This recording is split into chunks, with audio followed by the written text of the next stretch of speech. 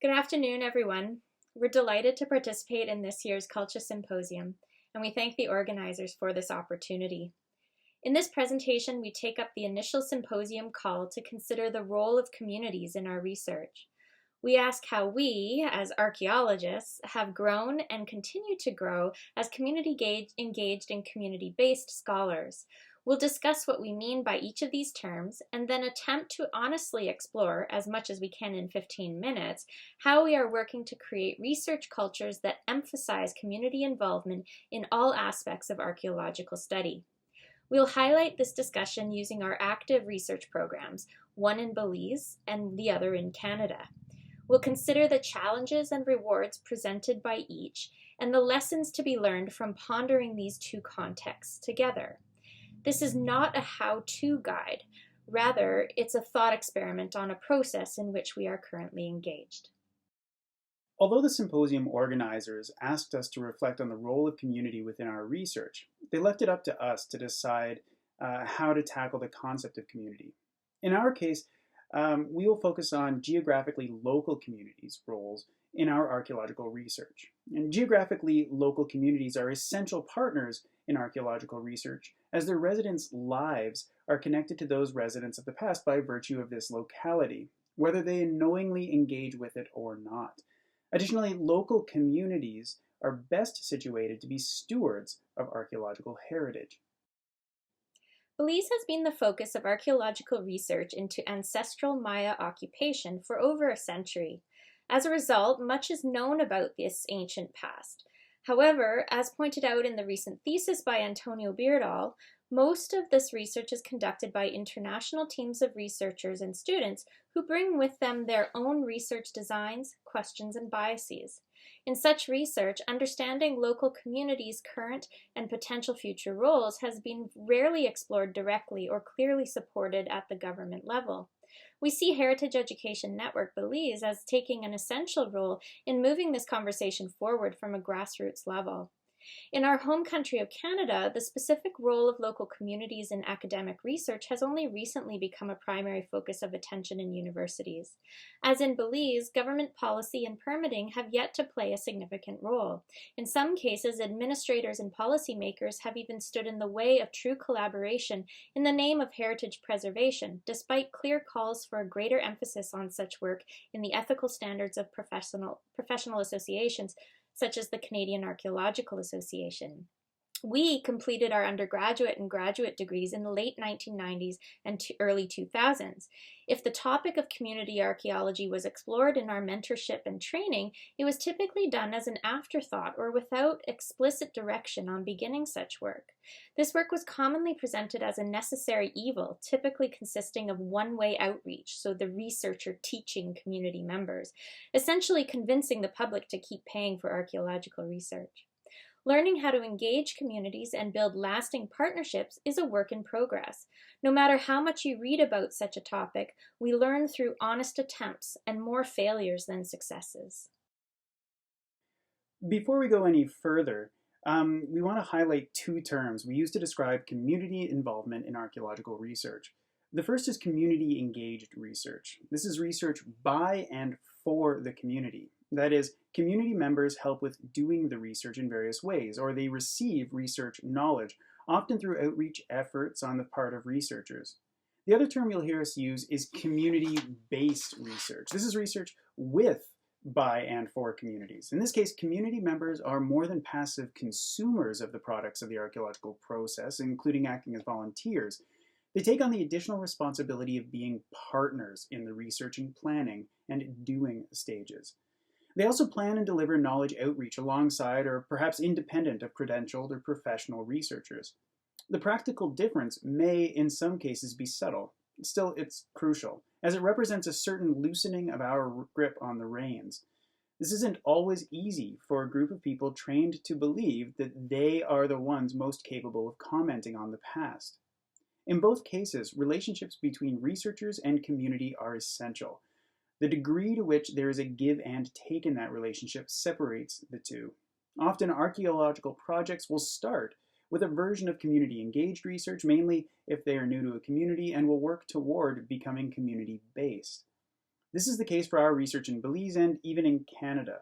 Building a genuinely community-based archaeology project takes time and a robust framework and foundation. We've started comparing it to the building of a long-lasting house. Although we conclude that there are no one-size-fits-all models for such endeavors, their pursuit is what makes archaeology worthwhile and most impactful in today's world. As we mentioned, we co-direct two research projects, one as foreign researchers in Belize and the other as local researchers in Canada. In Belize, we established the Stann Creek Regional Archaeology Project, or SCRAP, in 2014 in the Stann Creek District after working in the KULCHA District for roughly 15 years. We began building relationships in the local Maya Mopan Village in 2013. In Canada, we started the Old Bezanson Archaeology Project, or OBAP, in 2021 in the Peace Region of Northern Alberta.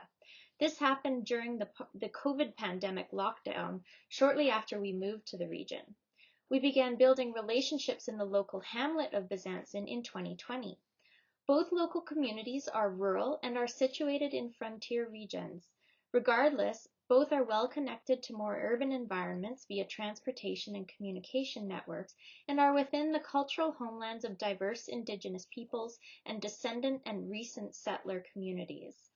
Additionally, our research focuses on two small settlements, an ancestral Maya town from roughly 1,000 years ago and a settler town from 100 years ago. Though worlds apart in time and space and associated with two clearly different cultural contexts, the sites are broadly similar in several ways important to this conversation. Both are situated nearby a descendant or otherwise affiliated community, about a 15-minute drive. And in both communities, the site is described as a potential economic or educational resource. However, there is a significant difference.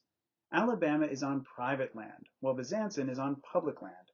At Bezanson, a local heritage society and keen community members had independently driven research in and about the site for years before archaeological research. In contrast, even knowledge of Alabama's existence was limited before our current research program. This means that the types of local community involvement at each locale and on each project differ. Suppose we break down the different stages of our research projects. In that case, we see in which areas we have succeeded and where more work is needed regarding community involvement. To explain how each is assigned, we'll present a couple of the categories. Research focus involves consultation about and planning of research programs. In the case of SCRAP, discussions with local individuals and larger interest groups via events such as in-person fahina gatherings have helped to shape elements of our research questions. These are increasingly tailored to community interests, as simple as asking people what topics they are interested in regarding archaeology. Still, limited community involvement occurs in how that research happens or is planned. This limited role typically focuses on hiring practices involving property owners, our community liaison, and official village representatives. On OBAP, initial consultation town halls online via Zoom during COVID and follow-ups occurred to discuss the focus of research questions and plan how the research would move ahead. For example, having just completed our second field season and following preliminary follow-up consultation, we've decided to transition from the standard Monday to Friday field season week to a Tuesday to Saturday schedule. Adding a weekend day was recommended as it would allow for more significant, more diverse, and more casual community involvement in the actual doing of field research. In terms of outreach on SCRAP, community members are consulted on the best ways to communicate research results, given their knowledge of community culture and characteristics. However, it is mostly the researchers who do the communicating. While on OBAP, community members don't just offer their opinion. They do outreach, including writing newspaper and newsletter stories and blog posts, creating videos, and making presentations to various groups. In each element where we currently fail to incorporate community at any level, we can quickly provide excuses. But should we? For example, the lack of community funding for our research in Belize. Our Belizean project is much more expensive to run, particularly given that most of our researchers are foreign, save for a few students. In the Peace region, residents are much more well off than most Belizeans we work with and have the security to donate time and funds. In the case of official government reporting, Due to turnaround times and expected language use, it is primarily researchers who contribute. By breaking down our research streams in this way, we can begin to honestly assess how we are doing.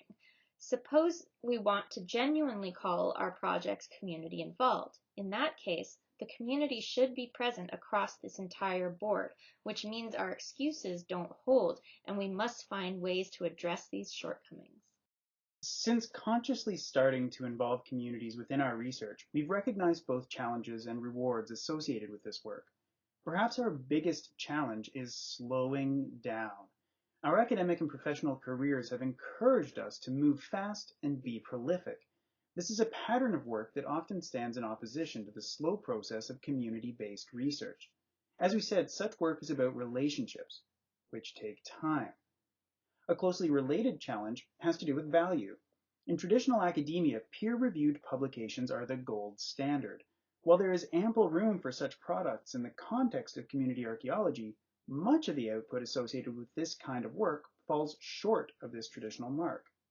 While the academic climate is changing, finding the balance between research and service remains a significant hurdle in highly competitive academia.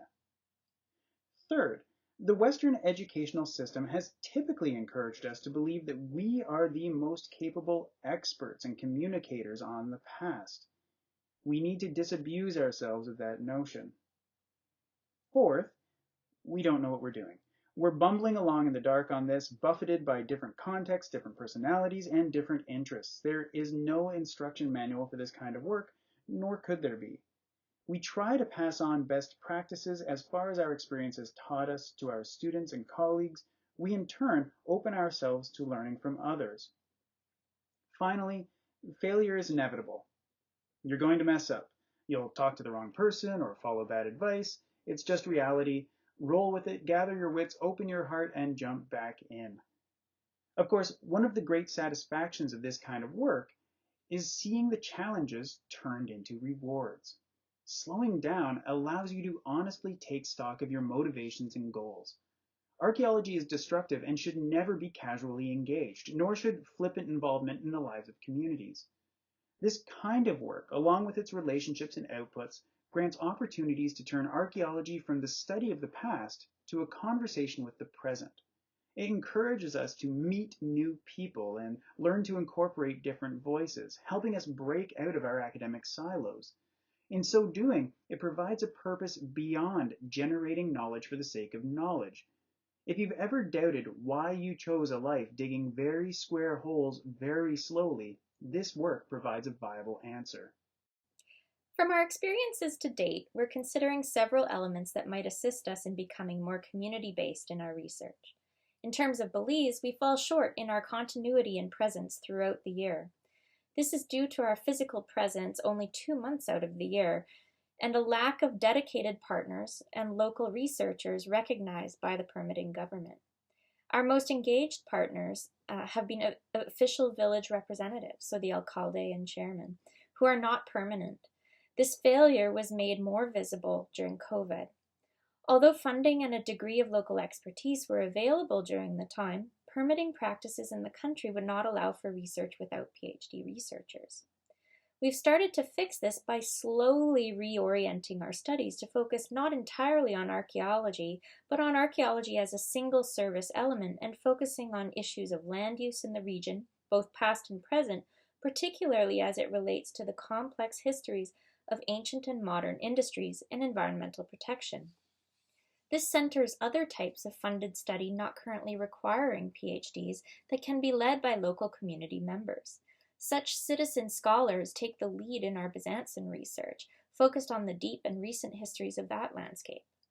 Identifying interested individuals in Maya Mopan to start up a local heritage interest group will hopefully also foster greater community involvement in the research, beyond the standard hired field assistants and independent of researcher direction. Such an interest group exists in Bezanson and is a significant source of community involvement there at almost all levels. Accessibility to sites is also a key element. As Alabama is located on private land, it is not easily accessed by the community when we are not in the country. Community representatives need to initiate conversations with property owners with our assistance to reimagine access and use of the site for future educational initiatives and more. In the case of Bezanson, this is less of an issue as the site is in a municipal park open to the public. We must also be more creative when considering how best to incorporate community initiatives into funding strategies and reporting in Belize. Involving communities in these essential stages helps build a social investment that will outlive researchers. Finally, knowing our local communities is an ongoing process. Communities are not identical, nor are they stagnant. A great example of this is in considering outreach via social media. On Scrap, we use Facebook and Instagram as our main social media feeds alongside our project blog. This is confusing to some Canadians who see Twitter as more important and influential. But amongst most social media savvy generations in Maya Mopan, Facebook and Instagram still reign. We need to monitor this as we move along. So to end, we'll say boutique. Thank you. We appreciate your taking the time to listen to this very brief exploration and look forward to your questions. We'd like to thank everyone who has worked with us over the years at Alabama and Bezanson, and we anticipate many future years of community-involved research at both.